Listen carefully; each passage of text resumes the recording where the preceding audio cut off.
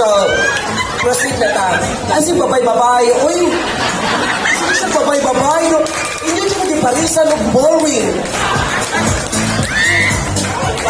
So, your first, actually naamoy 3 questions.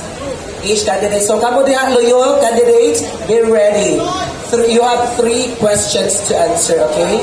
So, candidate number 1, here is your first question. You stated that you are advocating HIV awareness and AIDS. How will you convince people to get tested and to know their status? Thank you so much for that beautiful question. Well, one of my advocacy, that's my advocacy, which is HIV test awareness, because I can see that a lot of people right now, especially to the LGBT members, that afraid to be tested. Maybe they are afraid if, like, maybe they are positive to the said disease. So, as a member of an LGBT, I would like to encourage everyone, because this is very important, being tested with HIV. This is not just for us, but also to our loved ones, our family, and of course to our partner and future partner.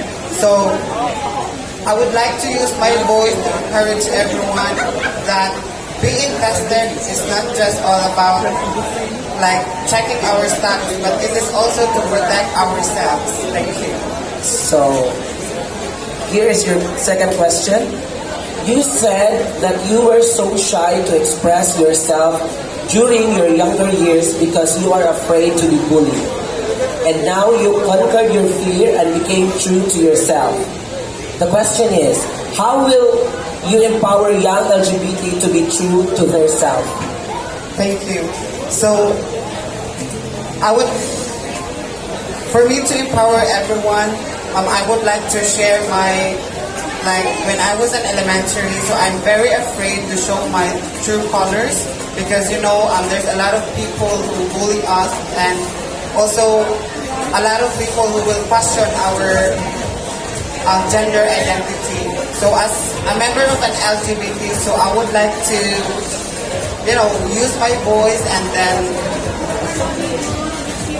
I would like to let everyone know that don't be afraid to show your true color. Don't listen to anyone who will question you about who you are.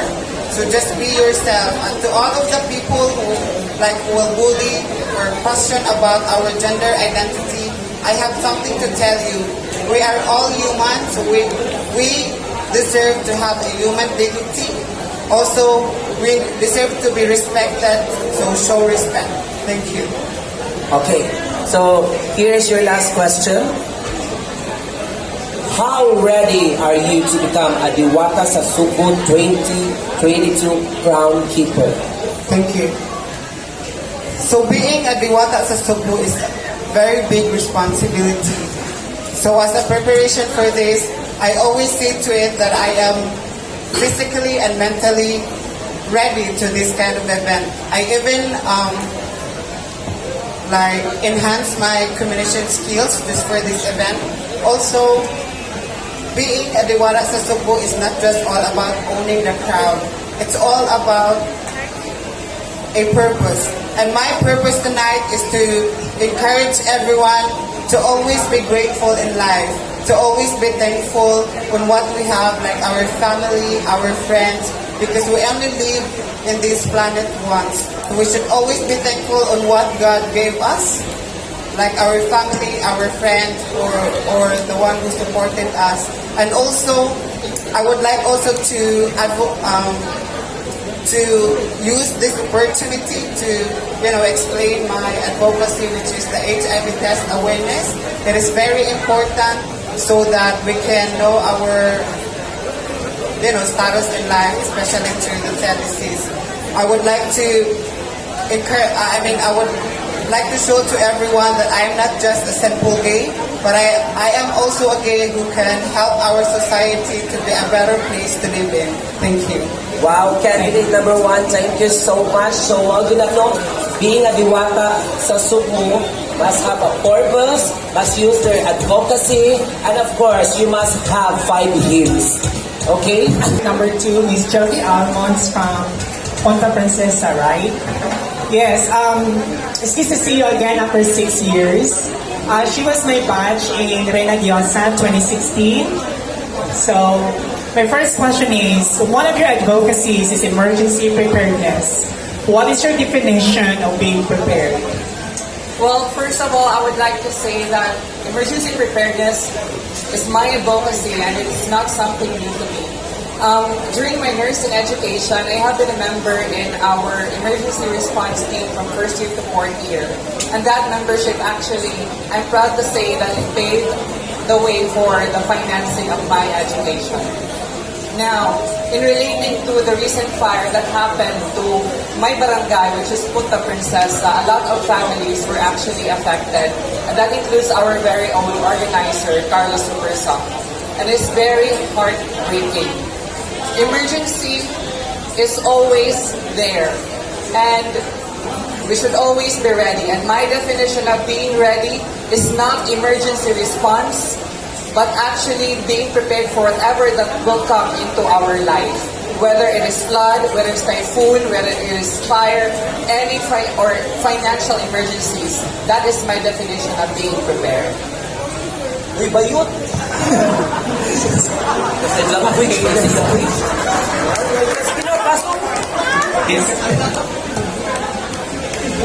Pills pa more! It shows that you're interested in scientific research. I mean, what's your course, by the way? I'm a registered nurse by profession and I'm currently taking up 2 postgraduate degrees in University of the Philippines, Manila with Master's in Occupational Health and Sugbo Normal University with my Master's in Science in Nursing, major in Leadership Nursing. That's great to hear. So, what is the most fascinating scientific discovery you have ever researched and how it is affecting your life? I've recently read an article about biostatistics. So, most of us really consider biostatistics as something, negative because it's all numbers. I have this reading about a specific research about COVID-19.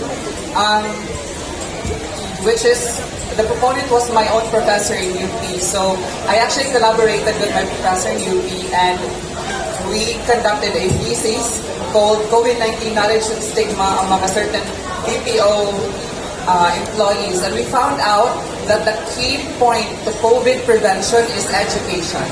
So that's so far my most interesting scientific research that I've read. So hearing those statements, so are you ready to become DIWATA sa Sugbo 2022? Well, you know what? During the candidates orientation, I was actually honored to chit-chat with some of my DIWATA sa Sugbo sisters.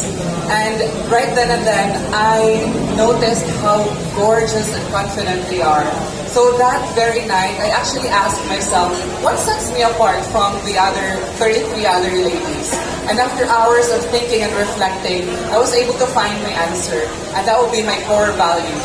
I am a very hardworking person, very compassionate in what I do, and very driven in all aspects of my life. Since 2017, I have been working with an organization in Manila called Tulong Pinoy Movers Incorporated. And what we do is to do charitable activities for the street children all over the NCR. I always believe that the next crown keeper should not only be confident and beautiful, but also has the time to devote every fiber of her being into this cause. And with my core value of being hardworking, I believe I am more than capable of conquering the crown. Thank you. Michael Sevilla from Masak, San Nicolas. How are you? I feel a little bit nervous, but I need to compose myself in order to deliver a good answer. So, laban lang dito? Yes, so cool. Okay. So, are you ready for the question? I need to be ready. Okay. So, your first question is, you are a health and fitness instructor. Do you believe that health is wealth? Yes, I do believe that health is wealth. Because as we, the COVID-19 pandemic brought us so much pain and trouble because we did not invest in our good health. because we think that health is just, inuuna pa natin yung sarili natin kagandahan, inuuna pa natin yung ibang bagay than our health. But I've learned through my experience and through training that our health is very important, because I believe, ladies and gentlemen, if you have a good health, it houses a healthy mind. Thank you.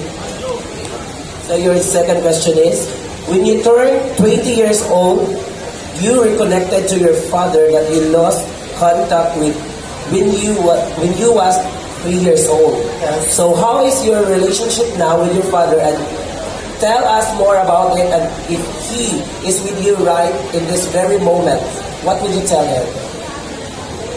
Thank you for the touching question. Well, actually, it was a long story. When I was 3 years old, my father abandoned us. And then, when I turned 20, I learned to research on Facebook. So, I've researched all the relatives of my father, including him, through Facebook, until I found her nephew, and then I tried to reconnect them, and then they set a date to have a video chat with my father, and then that was the very first time. That was the very first time and the last time that I saw my father, because I only see him on pictures, and even I've tried to had bad feelings because I really don't know what happened to the relationship with my mom. But I need to be open-minded. I need to understand the situation that in this life, nothing is perfect. So that's why I didn't have a perfect family. But I believe, ladies and gentlemen, that we need to appreciate the people around us. So I really appreciate my mama for standing as my father, and my lola and lola who passed away because of COVID-19. If not because of them, I'm not here standing in front of you, showing to you that bisag negra ko, I can stand and I can get a crown. Thank you. So here is your last question. How ready are you to become a DIWATA sa Sugbo 2022 Crown Keeper? I think I am very much ready, because this is my second time joining this pageant. And despite all the bashing that I've received from my LGBTQIA+ community in Barangay Basak sa Nicolas, because they don't believe me, because it is my second time that there is more than prettier than me, more than they have white skin, they are taller than me, but I'm here standing in front of you trying to prove you that you're wrong. Because, ladies and gentlemen, this pageant is not only for the beautiful girls, not only for having a beautiful skin, not having just fair complexion skin. This pageant is for a cause. This pageant is with a mission. And I am here standing in front of you because I want my voice to be heard. I want my advocacy to be heard. Because, ladies and gentlemen, I believe that through action, we can really express the advocacy that we have. That's all. Thank you. Thank you so much, Gary number 3.